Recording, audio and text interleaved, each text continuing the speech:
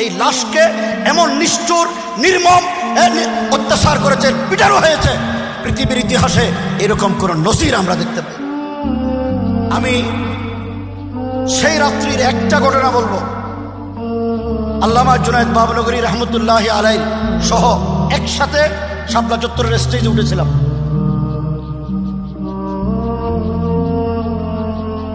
রাত যখন 12:30 হয় তখন প্রচন্ড খিদায় অস্থির হয়ে গিয়েছিলাম। আমি আর আরেকজন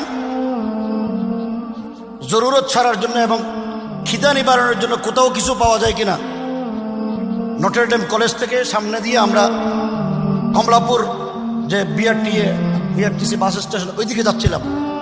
দেখি একটা ভ্যানে করে একজন ভাই, তিনি জীবিত না মৃত আমি জানি না, কিন্তু লাশের মতো করে পড়ে আছেন ভ্যানের উপরে।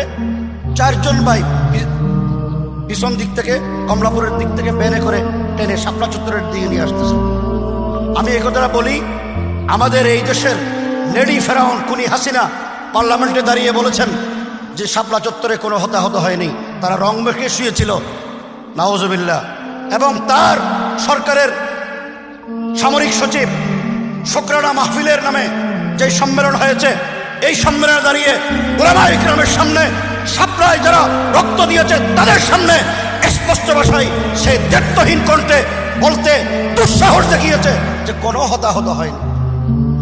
অথচ পত্রিকার রিপোর্ট হলো 1,54,000 গুলি বন্দুকের নল থেকে এই দেশের আলেম উলামা তাওহীদি জনতা নবী প্রেমিকদের গুলি বুকে বিদ্ধ করা হয়েছে।